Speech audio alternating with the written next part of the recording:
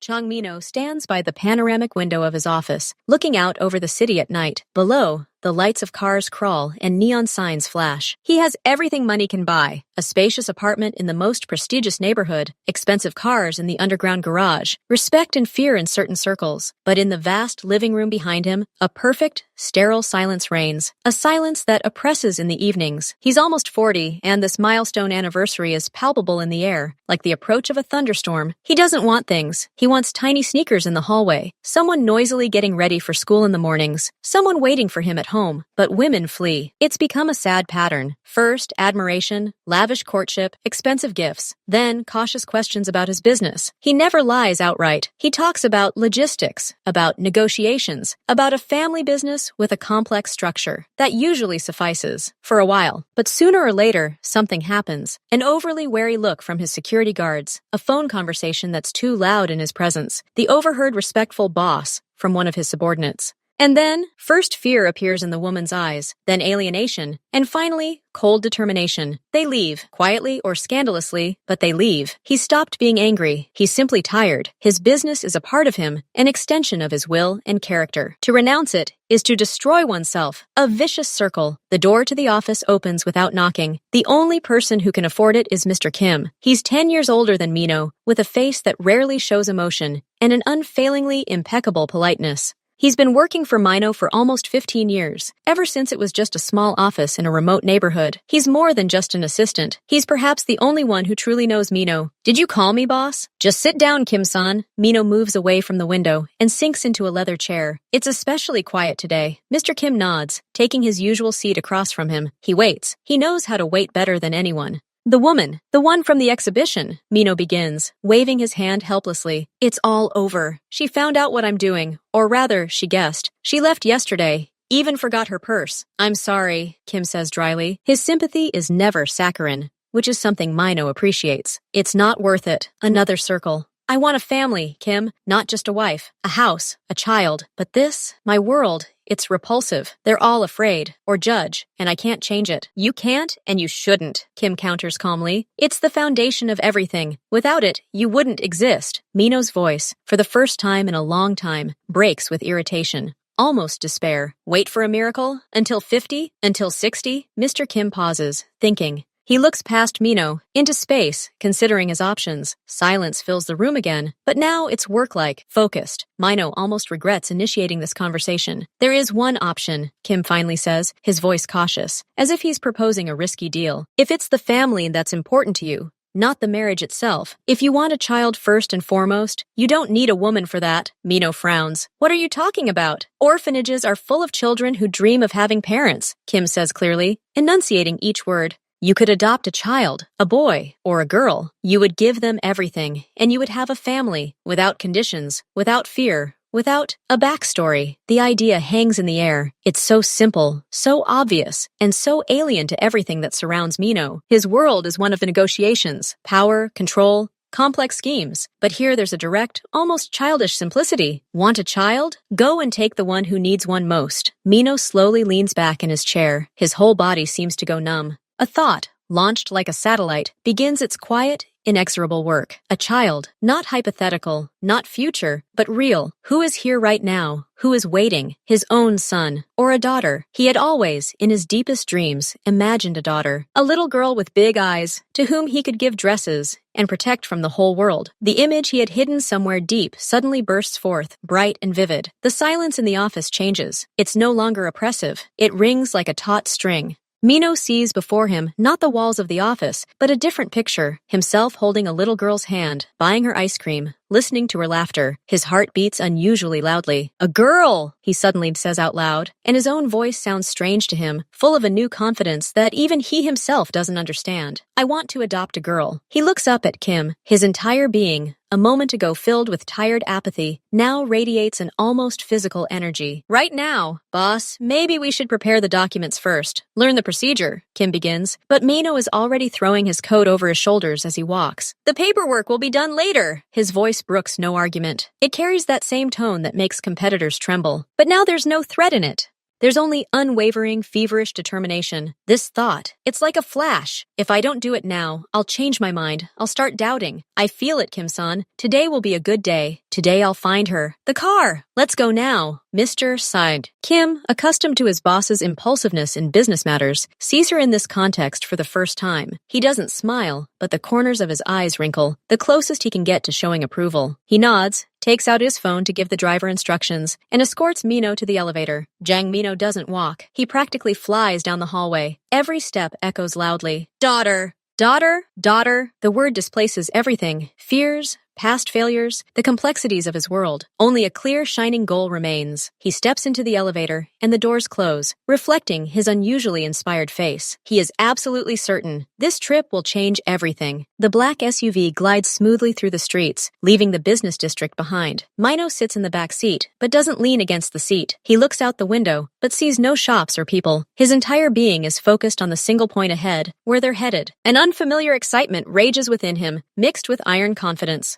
Today, he thinks, and the thought sounds like an axiom. Today, everything will work out. He doesn't make plans, as he usually does. He simply believes. He believes with the same intensity with which he once believed in the success of his first risky venture. This feeling is familiar. It foretells certain victory. He mentally runs through the possible scenarios. He enters the room, and a small, dark-haired girl with bows runs up to him. No. She stands modestly to the side, and he notices her intelligent eyes first. Images follow one another, blurry and bright. He is absolutely certain it will be a girl. He always felt that he would have a daughter. Mr. Kim, sitting nearby, silently scrolls through something on his tablet, occasionally glancing at his boss. He sees Mino's fingers involuntarily tapping on his knee, his gaze focused somewhere in the distance. He doesn't ask unnecessary questions. He simply facilitates the process. The car turns onto a quieter street, then pulls through a gate. A large, but not gloomy, red brick building appears before them, with brightly colored shutters and a toy slide in the courtyard. It doesn't resemble the stereotypical image of an orphanage. There are no high walls or bars. Everything looks... They are greeted by the director, a friendly middle-aged woman. She says something about the rules, the children, the curriculum. Mino nods, occasionally glancing over her shoulder into the hallway where voices can be heard. He wants to see everything with his own eyes as soon as possible. Finally, they enter a spacious playroom, and the picture that appears before Mino completely disarms him for a second. There is no line of unfortunate orphans here. Here are ordinary children. Someone is racing cars across the carpet. Two girls are enthusiastically braiding a doll's hair. A group of boys are enthusiastically building something out of a huge Lego. Sunlight floods the room, dust motes dancing in its rays. The noise is so loud that you have to speak a little louder. Mino involuntarily loosens his grip on his tense shoulders. His preconceived notions melt away. His gaze glides over faces, searching for the one, his, a boy with mischievous eyes. A girl with pigtails whispering something to her friend, and then he notices her. She's sitting a little to the side, by the bookcase, not reading, just staring at the cover of the book in her hands. She's tall for her age, slender. Her skin is the color of dark chocolate, and her hair is braided into neat little pigtails, gathered at the crown of her head. And her profile, the features of her face. Mino suddenly feels a sharp throbbing in his temples. The air leaves his lungs in a single, oi, quiet whistle. All the noise of the game, laughter, shouts, the clatter of blocks, dims away, turning into a dull, distant rumble. As if from under thick water, he no longer sees the other children, only her. It's impossible. It's a dream, or a figment of an overheated imagination. But the longer he looks, the more a chilling bewilderment grips his body. The high cheekbones, the line of her brows, the shape of her lips, even the way she slightly purses her lips, deep in thought. Everything, absolutely everything screams of another person, of Diana. That same vulnerability in her lowered eyelashes, the same proud carriage of her head. The girl, a living, youthful version of the woman he once loved and lost many years ago. Time stands still for Mino. He stands rooted to the spot in the noisy room, feeling his palms grow cold and clammy, his forehead covered in a fine sheen of sweat. The director says something to him, turning and gesturing around the room, likely introducing the children. Mino sees her lips moving, but doesn't hear a single word. The sound doesn't reach his consciousness, blocked by the roaring waterfall of his own thoughts. Diana, how? Why here? Is this her daughter? But how then is she here? His logical chains break before they can form.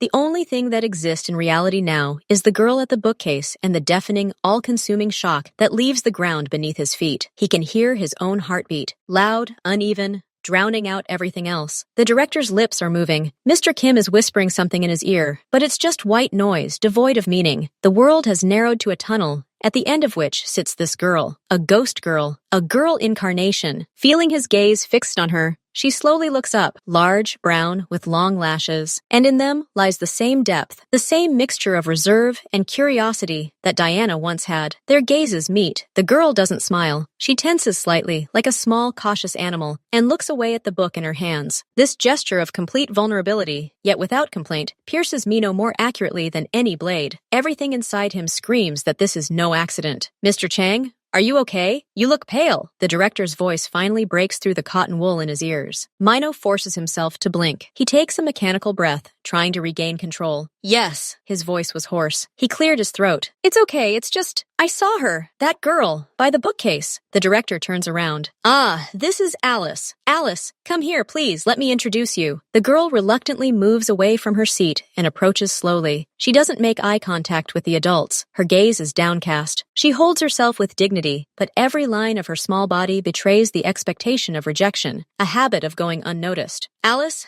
this is Mr. Chang. He's come to meet the kids. Mino doesn't know what to say. All his prepared lines, all his polite questions, have vanished. He simply looks at her, his mind racing, comparing every feature to Kim, accustomed to everything, raises an eyebrow slightly. The director is speechless for a second. Mr. Chan, this is a very important step. You just arrived. Maybe you'll meet other children, talk to a psychologist, learn more about Alice. No. His voice is as hard as steel. There's no room for debate left in it. I'm sure. I want to give her a home. Today. All the necessary paperwork, checks, fees. My people will handle it immediately. Consider your institution's funding tripled from today. But I'm taking her now. He says this not as a request, but as a statement of fact. It's the tone of a man accustomed to having his conditions accepted. The director, confused, glances from him to the Sun. Silent Mr. Kim, who's already pulling out his phone to set the legal machinery in motion. She sees in Mino's eyes, not whim, but some incredible, fanatical conviction. Alice stands there, not fully understanding what's happening. She hears the words taking, home, and fear flickers in her eyes, then a faint, almost invisible spark of hope, which she immediately tries to extinguish, lest she get burned. 2 hours later, in the director's quiet office, Mino signed the preliminary documents. He didn't ask about Alice's character, her hobbies,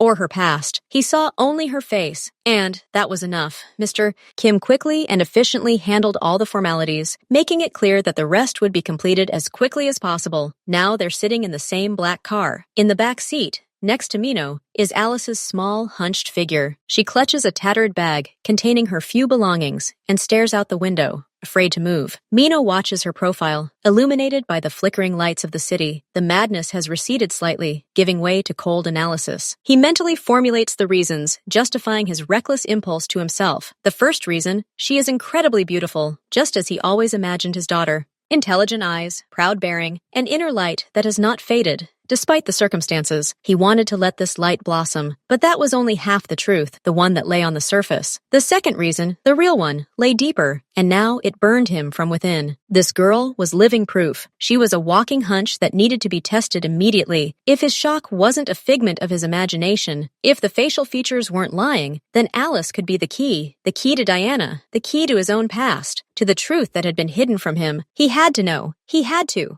And the only way to do that was to keep this hunch close, very close. He looks at Alice, and his gaze mingles a sincere, almost painful desire to care for the fragile creature sitting next to him with a cold, calculating need for answers. He doesn't yet know which of these feelings will be stronger. The car floated quietly along the evening streets, leaving behind neighborhoods that were becoming increasingly respectable. The silence inside was thick, almost tangible. Mino felt like every word he said would be like a stone dropped into the smooth surface of the water. He looked at Alice. She stood frozen by her window, as if trying to take up as little space as possible to blend into the interior. His mind was split in two. One part, new and inexperienced, screamed for comfort, for conversation, for the dispelling of this numbing fear. The other, familiar and commanding, insisted on action. He needed facts. He needed certainty. And he had no intention of waiting. He cleared his throat, and the girl flinched without turning her head. Alice, he began, trying to keep his voice soft, but there was still the familiar steel in it. Before we go home, we need to stop somewhere, just for a little while. She slowly turned her face towards him.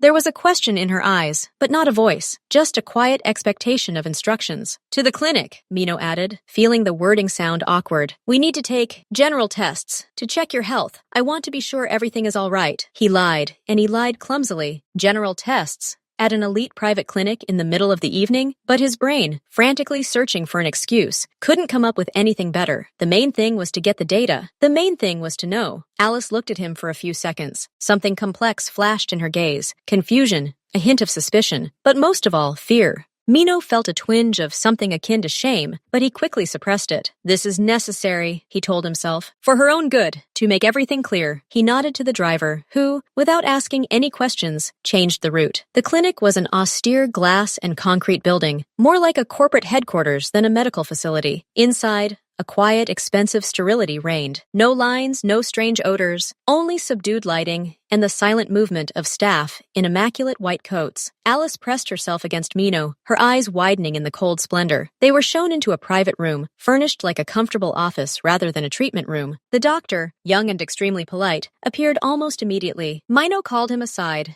and, lowering his voice, gave a few clear instructions. The doctor merely nodded, without a hint of surprise. Apparently, they were accustomed to unusual requests from wealthy clients. Alice, this is Dr. Khan. He'll take a small sample. Just a tiny bit, Mino said, returning to the girl. His voice was trying to be encouraging again, but it came out formal. The doctor gave her a silent, professional smile. It'll be quick and almost painless, he said, taking out a sterile kit. Just a small prick in your finger. Alice obediently extended her hand. She clenched the other into a fist, but made no sound. Her gaze was fixed on her knees, as if she were mentally trying to tune out what was happening. When the thin lancet touched her skin, she only flinched slightly, but did not cry. This stoic submission, this ability to endure, touched Mino more deeply than any tears. He watched as a crimson drop of blood fell into a small test tube, and his own heart sank with a strange pain. The procedure took less than a minute. They stuck a brightly colored bandage on my finger. It was all over. So what now? Alice asked quietly, finally looking up at him. Now we'll wait a bit, Mino replied. The results will be ready soon. He didn't specify what. Results, exactly. They were led into a small, cozy waiting room with sofas, magazines, and an aquarium. Mino sat down in a chair, surrendering to a tense inactivity. Alice carefully settled on the edge of the sofa opposite him, stroking the bandage on her finger. The minute hand on the wall moved with agonizing slowness. Each tick echoed in Mino's temples. He furtively studied the girl, every detail. The shape of her ear, the way she bit her lip when she was lost in thought, the way she watched the fish in the aquarium with curiosity, but not delight, not childish delight, but quiet, contemplative attention.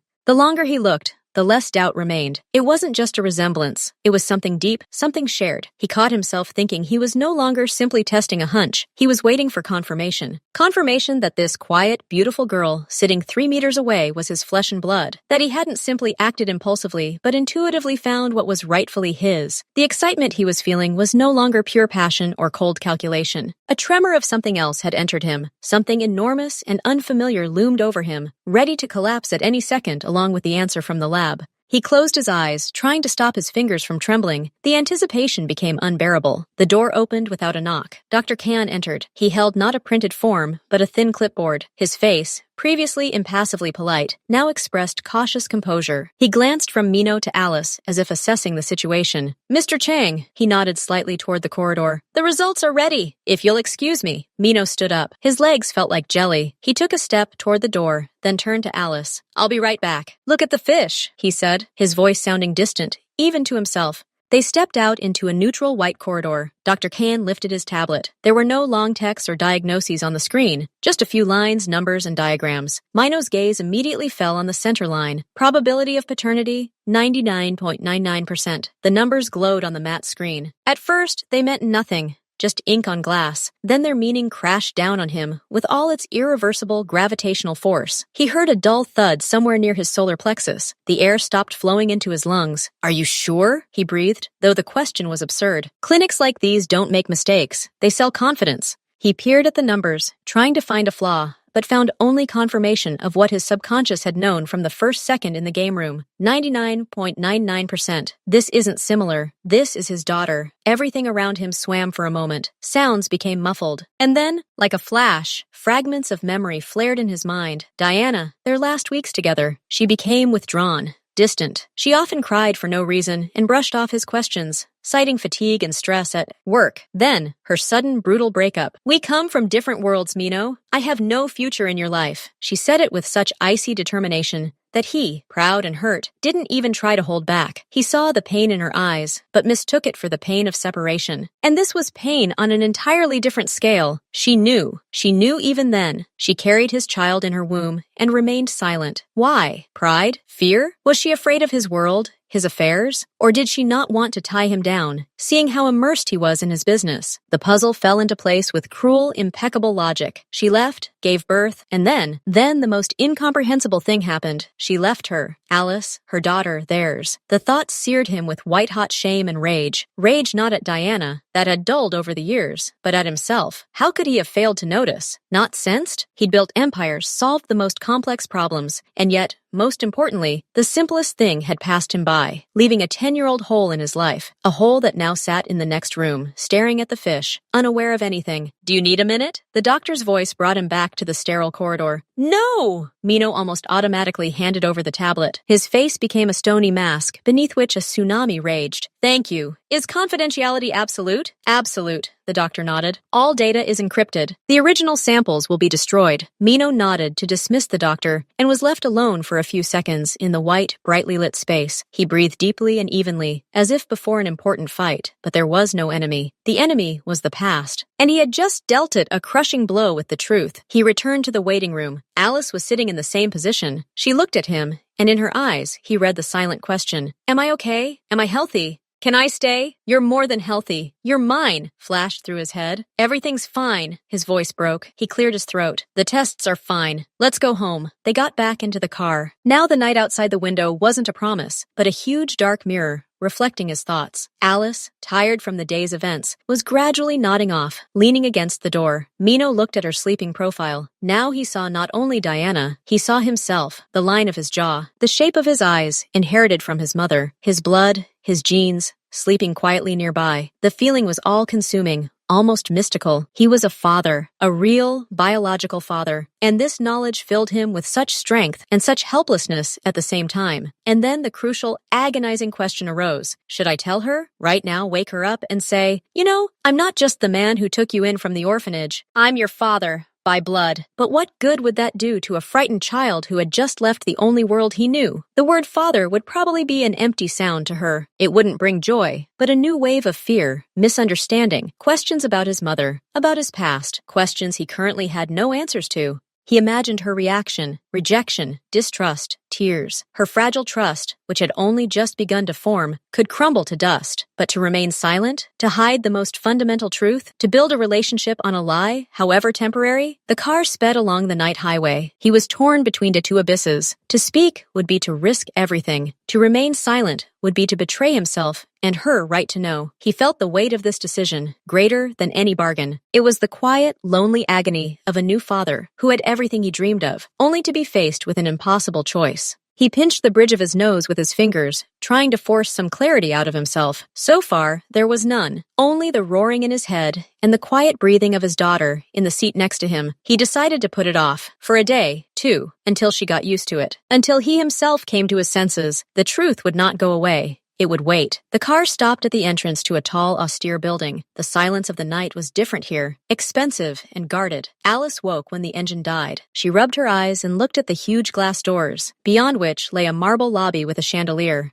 There was no delight in her gaze, only growing timidity. This world was too big and too pure. Mino got out, walked around the car, and opened the door for her. He extended his hand, but didn't take hers. He simply gestured for her to get out. He knew any touch right now might frighten her. We're home, he said simply. They took the elevator to the top floor. The door opened not into the apartment, but into a private foyer. When Mino entered the code and swung open the massive door to the living space, Alice froze in the doorway. A huge, almost empty, minimalist living room opened up before her. Floor-to-ceiling windows offered a view of the city at night, awash with lights. Everything was immaculate, expensive, and was lifeless, like a museum or a luxury hotel room. Alice stepped timidly onto the parquet floor, her worn sneakers feeling out of place. She stood there, clutching her pitiful bag, and Mino suddenly realized with painful clarity the full horror of her situation. This palace was an alien, cold space to her. He slowly approached her and dropped to one knee to be level with her. She flinched slightly, but didn't look away. Alice, listen to me. His voice was quiet, but every word sounded weighty, like a vow. This is your home now. You're safe here. No one will make you leave again. You'll have everything you want, everything you dream of. I promise you that. He didn't say, I'll be your father. He couldn't yet utter the word, knowing the truth lay in his pocket like a hot stone. But his eyes, usually so impenetrable, now tried to convey the full seriousness of his intentions. He promised not as a mafioso, but as a man who had taken upon himself the highest responsibility. Alice nodded silently, her gag reflex noticeably triggered. She didn't believe the words. She believed the tone, and his tone held the same iron certainty as in the orphanage when he announced he was taking her. Come on, I'll show you. He stood up. The tour was brief. Mino led her through the rooms, referring to them with dry, functional terms. Kitchen, study, guest room. Everything was sterile and uninhabited. Only in the study, on a massive table, sat a single personal item, an antique desk lamp. Alice followed it, almost on tiptoe, afraid to knock anything over. She didn't ask questions. She simply looked. Then they came to a long corridor with several closed doors. And these are the bedrooms, Mino said. He opened the first one, a large room with a huge bed and the same panoramic view. Empty. He opened the second one. Exactly the same. The third one. And then he stopped and looked at it. You can choose anyone. Absolutely anyone. And tomorrow, we'll start changing it. Alice looked at him, puzzled. Change it? Yes. So that it's yours. Unlike the others. We'll remove everything you don't like. We'll buy new furniture, wallpaper, a carpet, whatever you can think of. Do you want it pink or blue? Or with stars on the ceiling? He spoke, and for the first time in many years, he himself was imagining something concrete, not abstract, not interior, but a room for my daughter. For the first time, something other than fear flickered in Alice's eyes, a spark of lively curiosity, mixed with distrust. Any? She whispered. Any, and we'll turn it into a princess's bedroom, or a pianist's, or an artist's, whatever you want. He approached the last door at the end of the corridor. It faced east, and he knew that was where the sun would shine first in the morning. The room was slightly smaller than the others, but cozier, with a bay window like a small tower. This one, for example, he said, throwing the door open. The sun shines here in the morning. Alice stepped carefully over the threshold. She approached the bay window and pressed her forehead to the cool glass, looking out at the dark city below. Then she turned, examining the empty walls. Images of the possible miracle she had just been promised were already flashing through her mind. She nodded almost silently. This one. It was her first independent decision in the new house. Small, but her own. Mino felt a strange surge of warmth in his chest. Excellent. Then we'll start tomorrow. In the meantime, here's your room. The bathroom is over there. The towels are new. If you need anything, come out and call. I'll be in the office. He wanted to add, don't be afraid, but he didn't. He gave her space and a promise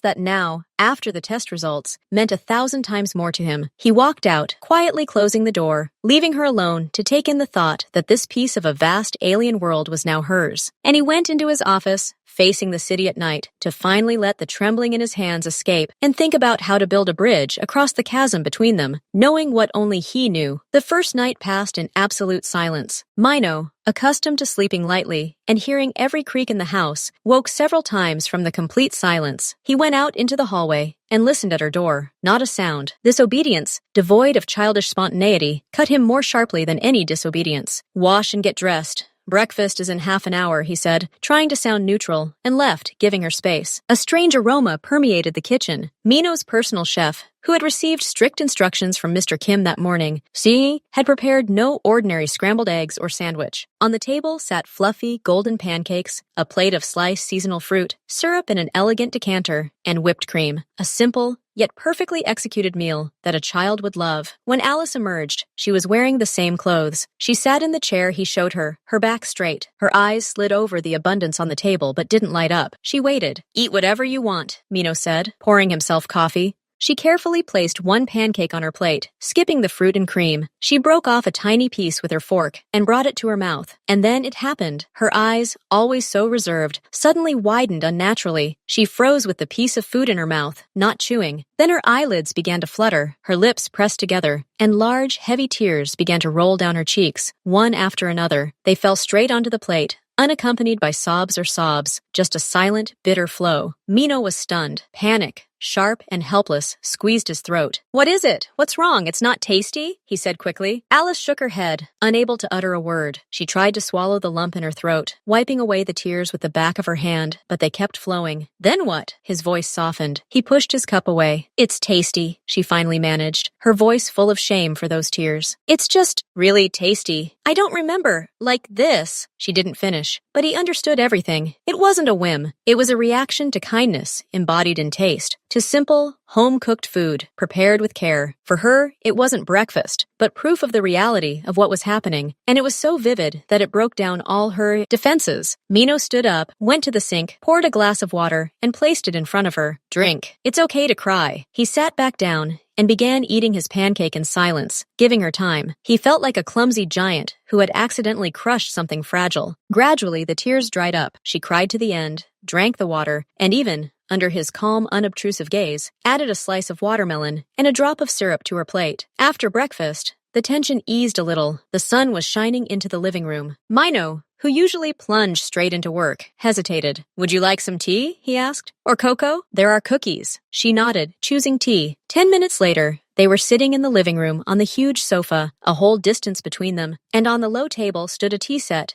and a plate with elegant cookies of various shapes. The first minutes passed in silence, too. Then Mino, looking into his cup, asked, "Did you like the room? Is it cold at night?" "Fine," Alice answered quietly. "Do you read books? I saw you with a book yesterday." "Sometimes." She took a crescent-shaped cookie. "There was a small library at the orphanage. What kind do you like?" He was surprised by his own question. He had not been interested in children's books for about 25 years, Alice thought, carefully biting off the edge of the cookie. "About traveling, probably, or about animals, with lots of pictures." "So, today we'll buy books," Mino said simply, "with pictures. About traveling and animals." She looked at him, and for the first time there was no fear in her gaze, but only a slight, testing surprise. "Really? Really? What else? Maybe paints? Or a construction set?" She hesitated, then very quietly admitted, "One girl had a box of beads. She wove bracelets from it. It was beautiful." "Beads," Mino repeated, as if making a mental list. "Then there will be beads, too, in different colors." He didn't ask her about the past. He didn't ask about her mother. He asked questions about her quiet, modest desires, which could be summed up in a single shopping trip. And with each of his with each of her short, but already slightly more detailed remarks, the space between them on the sofa seemed to shrink a little, not physically, but in sensation. This was not a wild joy, but a cautious, sweet intimacy based on simple things: tea, cookies, and the promise of buying a box of beads. For Mino, this was a new, unfamiliar kind of negotiation, a negotiation of trust, where the currency was not threats or money, but attention to detail. And he, to his surprise, discovered that he wanted to win this negotiation more than any other deal in his life. After tea, Mino put everything aside. He called Mr. Kim and canceled his meetings for the day, saying only, "Family emergency." These words sounded strange and new to him. "So, our plan for today," he announced, returning to Alice's living room. "A big shopping spree. You need everything. Clothes, shoes, outerwear. Then we'll stop by the store for furniture and things for your room. And as I prove it, books and beads." Alice listened, her eyes wide. The entire list seemed overwhelming. At the orphanage, new things were handed out as needed, usually simple and the same for everyone. The idea of choosing something herself, especially in such quantities, was overwhelming. The first stop was a children's boutique in the most expensive shopping center. The store was empty, except for the staff. Mino had taken care of privacy in advance. The shelves were overflowing with bright, beautiful clothes. A smiling saleswoman tried to approach Alice, but she shied away behind Mino. "Let's do it ourselves," Mino stopped him dryly. He went to the rack with dresses and took down one, a soft blue one with embroidery on the collar. "How do you like this?" Alice touched the fabric with her fingertips, as if checking if it was real. "It's beautiful," she whispered. "Try it on." He took her to the fitting room, leaving a whole stack of selected clothes by the door. Jeans, blouses, sweaters, skirts. After a while, the curtain opened slightly. Alice came out in a blue dress. It fit her perfectly, emphasizing her slenderness. She twirled uncertainly in front of the mirror, catching her reflection. And then it happened. The corners of her lips twitched and slowly crept upward. A small, shy, but completely sincere smile lit up her face. She saw in the mirror not just a girl in new clothes, but a beautiful girl, a princess, as Mino promised. He froze, watching this transformation. That smile was his first real victory. It was worth more than any successfully concluded deal. "We'll take it," he said, his voice slightly hoarse. And this yes." He pointed at the piles of clothes she hadn't even tried on yet. "Whatever you like." Over the next couple of hours, Alice gradually thawed. She began to cautiously offer opinions. "This red one is too bright. Can I have this sweater?" Mino merely nodded, and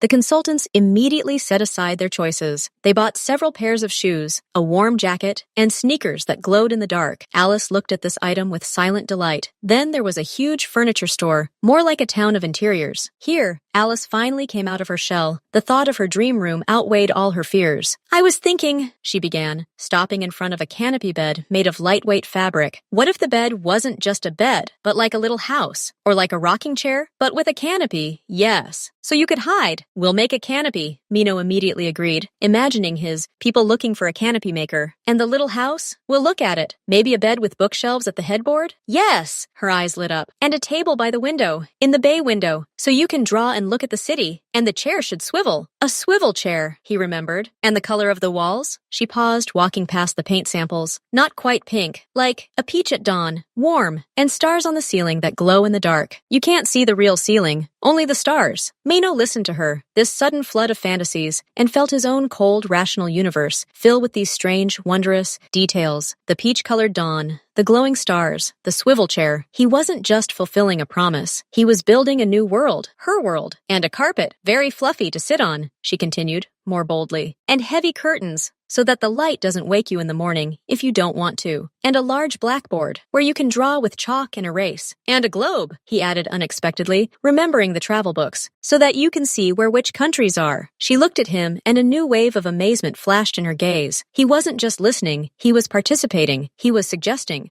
"Yes," she said, and her voice sounded firmer. A large globe. They spent more than 2 hours in the store, compiling a list that grew by leaps and bounds. Mino wasn't thinking about cost. He was thinking about how tomorrow, pieces of their shared, newly imagined universe would begin to be delivered into this empty room. And for the first time in years, his future, not the month or year ahead in a business plan, but tomorrow, the day after, was envisioned not in numbers and contracts, but in the peach-colored walls and the glowing stars on the ceiling. That evening was different. The apartment, usually silent, was now filled with a quiet hum. Workers had begun preparing Alice's room. Somewhere in the closet they were putting away new clothes, and in the kitchen, the cook was preparing dinner. New, more childish recipes, but the main sound Mino heard was different. It was the sound of her voice. It became a little louder, more frequent. She asked questions. "When will the carpet be delivered? Can we paint the walls tomorrow?" Her intonations were no longer just timid. There was anticipation. They dined at the same table. Alice was no longer crying, but she ate with such concentrated pleasure that it spoke volumes. Then she showed him how she'd woven a simple beaded bracelet on wire bought right there at the craft store. Her fingers, so unsure that morning, now deftly handled the tiny beads. "Look," she handed him a blue and silver strip. It worked. Mino took the bracelet. It was uneven. The beads were tight in some places, and there were gaps in others. But it was something made by her hands, something real. "Beautiful," he said, and it was true. He slipped it onto his wrist. It was too small even for his hand, and it almost broke, but Mino kept it. It was the first gift, even if it wasn't originally intended for him. He watched her carefully sort the beads by color into a new box, and felt a coil spring unwind within him. It wasn't just the satisfaction of a duty accomplished. It was a deep, quiet happiness from simple presence, from knowing that his child was sleeping in the next room, his blood, his daughter. The word father finally ceased to be an abstract concept. It was filled with the scent of new fabric, the taste of sweet tea, the sight of a child's focused face. He was happy, truly, like he hadn't been for many, many years. When Alice, tired from a busy day, finally retired to her still empty but already promised room, Mino was left alone in the study. The happiness hadn't faded, but a new, sober thought began to shadow it. It came when he saw Alice trying to braid her thin hair for the night, and she was having a hard time doing it. When she hesitated between 2 sets of pajamas. When at dinner, a drop of sauce fell on her new dress, and panic flashed in her eyes, not because she'd stained it, but because she didn't know how to properly remove it and was afraid of ruining it. She needed her mother, not some abstract woman in his life, but a mother. Someone who knew how to braid complex hair, how to explain menstruation, The thought made him uneasy. Someone he could talk to about his first crushes at school, his fears, the things that troubled a teenage girl, his love, his money, his desire to protect. None of that was enough. Her world needed feminine softness, understanding, experience. And he, Mino, with his world of negotiations and power, couldn't provide that. The next morning over coffee, he shared this thought with Mr. Kim. He listened, as usual, without interrupting. "You're right," Kim finally said. "A girl needs a stable female figure. But your situation,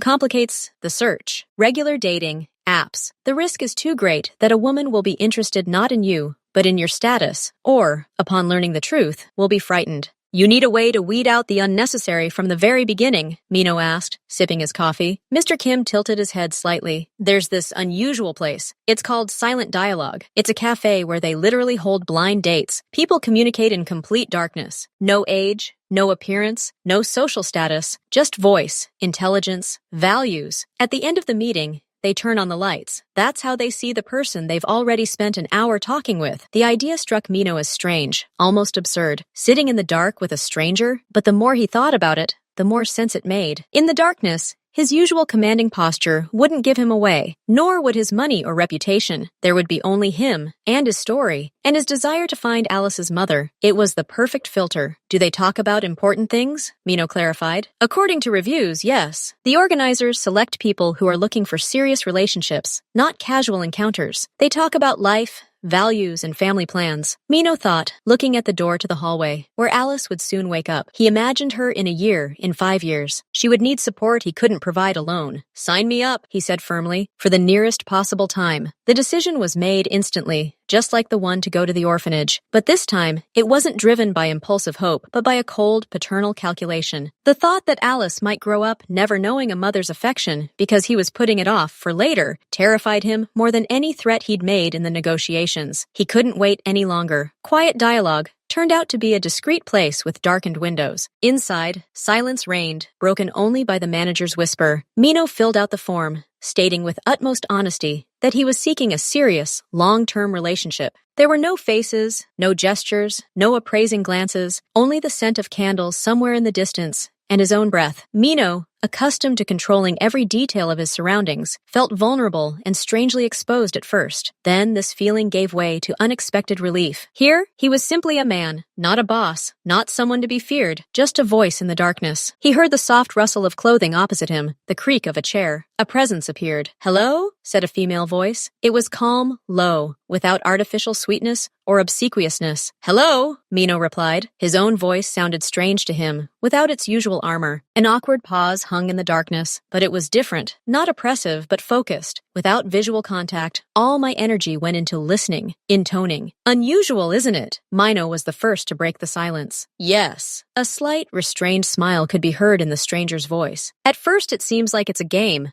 But then you realize it's more honest than usual. Why? Because you can't hide behind a smile or a pretty dress. All that remains is what's inside. Thoughts, words. It's frighteningly honest." Her words hit the mark. That's exactly what he wanted. Honesty. He took a deep breath. "Then let's start with the main thing. Why are you here?" he asked, using the direct approach he was accustomed to in business. The stranger didn't answer right away. He heard her sip from a glass of water. "I'm tired of superficiality," she said finally. Her voice acquired a light but firm tone. "From dates where everything is decided by a photo in an app or the make of a car. I want to find a person. Not a picture. A person with whom I can build something real. A family. I think at my age, there's no time for games anymore." "How old are you?" he asked, probably breaking the rules. But it was important to him. 36. "And you?" "I'll be 40 soon," Mino answered. And strangely, in the darkness, this number sounded not like a sentence, but simply like a fact. "And I agree. I'm not interested in games either. I have a family, or rather, its basis." He paused deliberately, testing her reaction. In the darkness, there was only silence. "Tell me," she said softly, without judgment, without greedy curiosity. "I have a daughter. She is 10 years old. I became her guardian recently." He did not say adopted, and certainly did not say, "I am her biological father." That was too much for now. It is a great responsibility, the stranger said. There was not a drop of false affection in her voice. There was seriousness, even respect. What made you take such a step? The desire to have a family, Mino answered honestly. I realized that I can give a child a home, care, a future, and she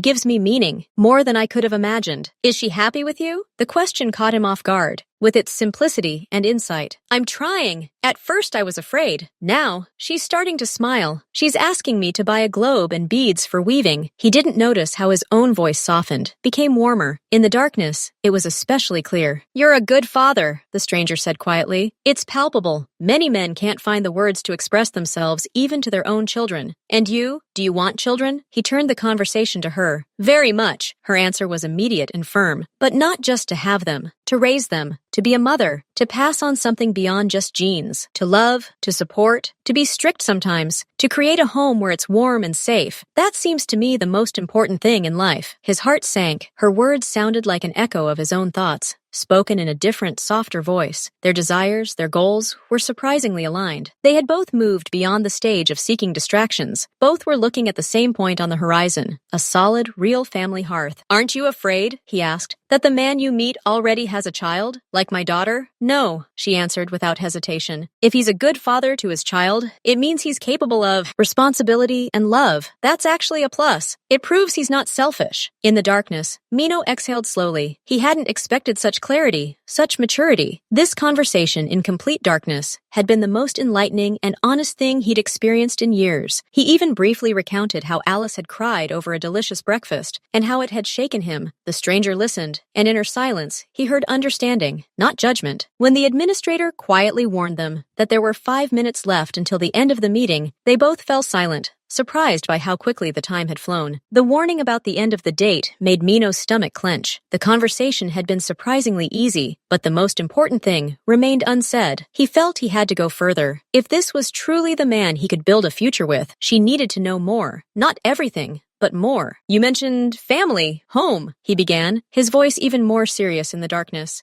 I want to be completely honest with you. My daughter, Alice, I adopted her from an orphanage a few days ago. He paused, listening. No sigh, no movement, only attentive silence. It was an impulsive move. I saw her and knew I couldn't leave without her. But there's one detail, he swallowed, choosing his words. I didn't just choose a child. There's an old story connected to her, an old one, a personal one. I don't yet know all the circumstances, but I have a strong feeling that her appearance in my life is no accident. Perhaps fate is returning something very important to me, something I once lost without even knowing it. He said it, deliberately, vaguely, but enough to indicate the depth and complexity of the situation. He was testing. Would she be frightened by this mystery, this potential problem? Do you love her? The stranger asked after a short pause. Her question was again simple and precise. Yes, Mino answered without the slightest hesitation, and it was the truth. Over these few days, something real had grown in his heart, something no longer dependent on the test results. I love her, and I will do everything to make her life happy, but I understand that my love alone is not enough. She needs a complete family. You want to give her a mother, the stranger concluded softly. She wasn't asking, but stating, as if seeing right through him, even in the pitch darkness. Yes, he admitted. This admission was his main goal on this date. And I'm not just looking for a wife for myself. I'm looking for a mother for her, someone who can love her as their own. That's a huge ask of life, and of a stranger. Silence fell again on the other side of the table. But it wasn't empty. It was filled with thought. It's very honest, she finally said. Her voice was thoughtful, but not frightened, and very noble. Not every man is capable of such directness and such paternal feelings from the very first days. You give the impression of a man who doesn't throw words to the wind. I don't, Mino confirmed. And in that moment, he almost imagined how their life could have turned out as a threesome. Almost. It's time, the administrator's voice said quietly somewhere in the distance. The lights will be turned on now. Please get ready. Mino tensed involuntarily. A moment of pure uncertainty. Now the last barrier would disappear. He would see the woman whose voice and thoughts had touched him so unexpectedly deeply. He mentally prepared himself for any scenario. A pleasant but unfamiliar woman. Someone who would either disappoint his expectations, or conversely,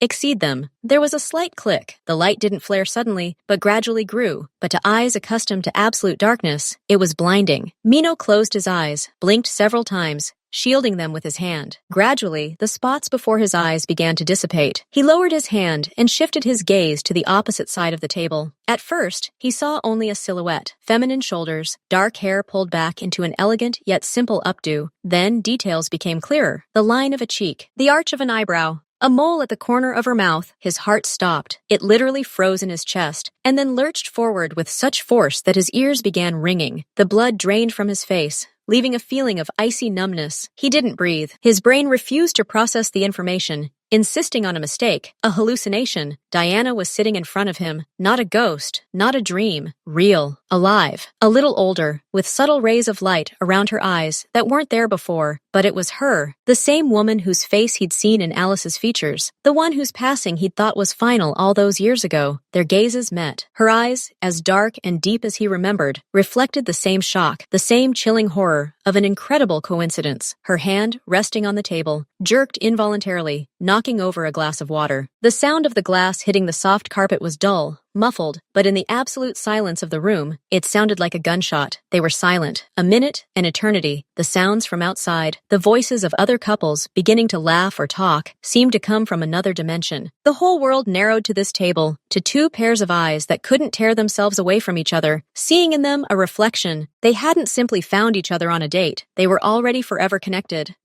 by the 10-year-old girl who was now waiting for him at home. The glass rolled across the carpet, leaving a wet trail behind it. This insignificant, everyday sound finally broke the paralysis. Diana jumped up as if scalded, her chair falling backward with a crash. She recoiled, pressing her palms to her mouth, her eyes, full of horror and incomprehension, fixed on Mino. And suddenly, those eyes filled with water. Not just tears, a flood that poured silently, crushingly, washing away all her adult restraint. Her whole body trembled, and her cry burst forth, quiet, guttural, filled with such pain and shame that Mino, still rooted to the spot, felt something clench inside him. "No," she breathed through her fingers. "No. This can't be Mino." His name, spoken by her after so many years, sounded like the flick of a switch. He rose slowly, his entire world now swinging on the axis of this table. "Diana," he said. His voice was dull, devoid of intonation. "You." That was all he could say. All the questions, all the years, all the pain and anger, it all tangled into one ball, now pressing against his throat. He saw her tears, saw the absolute despair on her face, and his first instinct was rage. Rage for the years stolen from him, for his daughter, raised in an orphanage. But his rage clashed with her sobs, with her obvious, unimaginable suffering. You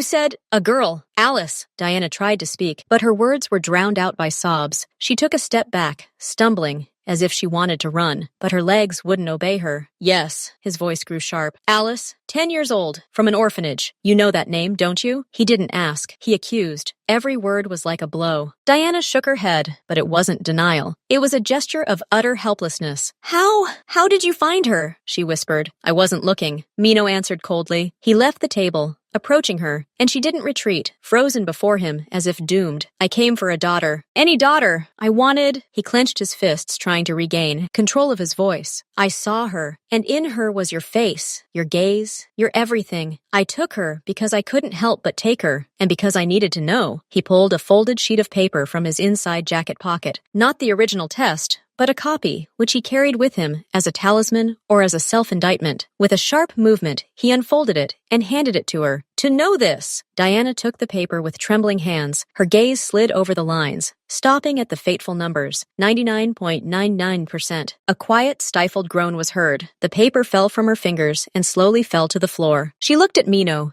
and something beyond shock was visible in her eyes, a stunning, chilling understanding. "You didn't know?" she squeezed out. "You really didn't know when you took her?" "Know what?" His voice rose to a shout, and the neighboring tables finally fell silent, staring at them. "That you were pregnant? That you gave birth to my daughter and threw her away like something worthless? No, Diana, I didn't know. You took care of that." His words, loud and venomous, finally brought her out of her stupor. Her tears suddenly dried up. Her face turned ashen gray, but hard. "I didn't throw her away," she whispered with such force that he took a step back. I couldn't, Mino. You know what you were like then. All about your business, your rules. You were building your empire, and I was just a girl. I was scared. Scared of everything. Your world, your rage, the fact that our daughter would become your vulnerability, or worse, get used to it all. I thought I was saving her by giving her up at the maternity hospital. I thought I was giving her a chance at a normal life, with normal people, not with you. Every word she said was spot on. He remembered himself then, young, tough, obsessed. The world he considered the only possible one was truly a fortress, into which he allowed no one truly close, not even her. And then, her voice trembled again, then I went mad with grief. I came back a week later, but she had already been transferred to the system. I tried to search, but everything was anonymous. I thought I had lost her forever. And this was my punishment. Every day, she covered her face with her hands again, but now it wasn't sobbing, but a quiet, endless agony. Mino looked at her. His anger, so bright a second ago, began to crack at the seams, drowned by something else. He saw before him not a treacherous woman running away from her problems, but a woman like himself, a victim of her own stupidity, pride, and fear. And he saw a mother who had lived for 10 years in the hell of her own choosing. He silently picked up the paper from the floor and stuffed it back into his pocket. Then he lifted her chair and gestured for her to sit. She sat down hesitantly, unable to look at him. I have her, Mino said quietly. He spoke no longer as an accuser, but as a father stating a fact. She's in my house. She's afraid of shadows, cries when she eats a delicious breakfast, and dreams of a room with a canopy and stars shining on the ceiling. Her name is Alice. At the sound of his name, Diana shuddered as if struck by an electric shock. She raised her tear-stained face to him. Her eyes now burned with only one emotion, a greedy, insane, maternal hope mingled with such fear that he could physically feel it. She tried to pull herself together, straightening her shoulders. Her voice was hoarse, but firm. I know I have no right to do this. I know this is impudence that goes beyond all bounds. But, Mino, please, let me see her. At least once. At least, just see her. I won't demand anything. I need to know that she's okay. That she's alive. That she's smiling, she begged. Not like the proud Diana of his past, but like a broken woman begging for alms, a glimpse of her own child. And there was no guile in this request. Only the naked, inverted truth. Mino considered this. His mind screamed of danger, of potential pain for Alice, of confusion. But his heart saw something else. It saw Alice secretly looking at photographs of other children with their mothers. It heard her timid question from yesterday, and where is my mother? And it saw the face of this woman before him, her mother's face, tormented by decades of remorse. He hadn't forgiven her. Not yet. Perhaps he never would completely, but he was thinking about Alice. She doesn't know who I am yet, he said quietly. I didn't tell her I was her father by blood. I was afraid to scare her. Now she'll have to know everything at once, and it will be a shock. I'll do whatever you say, Diana responded instantly. I'll just be a guest, an observer. You're in charge. Always. The last two words sounded like a vow. They both understood that the balance of power had changed forever. He was the father, taking responsibility. She was the supplicant. Mino looked at her with a long, heavy gaze, weighing the risks. Then he nodded, once, sharply. Okay, let's go, now. But remember, one wrong move, one ill-timed tear, and you'll never see her again. He wasn't threatening. He was making a statement. She nodded, quickly wiping her face, trying to compose herself. She was shaking, but there was a purposefulness in her movements that hadn't been there a moment ago. The drive to his house was complete silence. Diana sat clutching her seatbelt, her gaze glued to the flickering lights outside the window, but she saw nothing. Mino remained silent, running through possible scenarios in his head. It was already late when they entered the apartment. Only one floor lamp was on in the living room. Alice, contrary to her schedule, was awake. She was sitting on the floor in her pajamas, nonsense, among a spread of new animal books, quietly doodling in a notebook. At the sound of footsteps, she looked up. She saw Mino, and her face lit up with a familiar, yet still cautious smile. Then her gaze fell on the woman behind him. The smile froze. Alice froze, the pencil falling from her fingers. She looked at Diana, and there was no fear in her eyes. There was something else, a deep, intuitive recognition, mixed with utter bewilderment. She saw her reflection in the matured, pain-contorted face. Mino walked over and slowly knelt down in front of her, shielding her from Diana with his body. Alice, he began, his voice as gentle as it could be. This is a very important conversation. You remember how I said everyone has a story? Ours turned out to be amazing. He took her small hand in his and began to tell her, in simple words, about how, long ago, he had loved a woman, that they had broken up, that he didn't know it, but they had a daughter, that her mother, frightened, made a very bitter mistake, and that the greatest success of his life happened when he walked into an orphanage and saw the most beautiful girl in the world, who turned out to be his own daughter. Alice listened, her eyes never leaving his. Her face was serious, mature. Then her gaze slowly moved to Diana, who stood a few steps away, holding her breath, crying again, but this time silently. "Is this my mother?" Alice asked quietly. "Yes," Mino breathed out. "This is your mother. Her name is Diana. She's been looking for you all this time, and today we met by chance, and now she's here." He stepped aside, giving her space. Diana, unable to stand any longer, slowly sank to her knees at a distance. "Hello, Alice," she whispered, her voice breaking on the very first note. "I'm sorry. I'm so sorry. I'm so sorry." Alice looked at the crying woman. Then she looked at Mino. A struggle raged in her eyes. Resentment, pain, questions, and that same deep, innate attraction that had once made her reach for a book in the orphanage when she saw him. She stood up. She took a small step forward. Then another. She approached Diana, who froze, afraid to move. Alice silently reached out and very carefully, with her fingertips, touched her wet cheek. She touched her hair. Still silently, searchingly, Diana closed her eyes, unable to hold back fresh sobs at this touch. "You're very beautiful," Alice finally said in her quiet voice. "And we have the same eyes." This simple, childish conclusion broke all the dams. Diana cried out softly and awkwardly, afraid of frightening her, hugged her. Alice froze at first. Then her arms slowly hugged her mother back. She didn't cry. She simply held on, as if testing the reality of this sensation. Mino watched this scene from a distance. A sea of conflicting emotions raged in his chest. Pain, jealousy, anxiety, but also a strange, all-encompassing relief. He saw how a part of the emptiness in his daughter, one he hadn't even suspected, began to fill. He walked over and placed his hand on Alice's head, stroking her hair. She looked up at him, and in her eyes, he saw not confusion, but a new, complex fullness. "So," Alice said slowly, not letting go of Diana, "I have both a mom and a dad now? Real ones?" "Yes," Mino said, his voice firm. "Real ones. Both of us. We'll do everything to make you happy. Everything." He looked at Diana over his daughter's head. Their gazes met. His was still wary. Hers was filled with endless gratitude and resignation. They weren't a family in that moment. Too many wounds, too many questions. But in that moment, in the quiet light of the floor lamp, with their daughter at the center, they became its foundation, a framework on which to begin building something new. Not perfect, but their own. For the first time in many years, the huge, cold apartment was filled not with the silence of loneliness, but with the silence of three people who had found each other through years, mistakes, and incredible, irrational chance. A family, against all odds, reunited.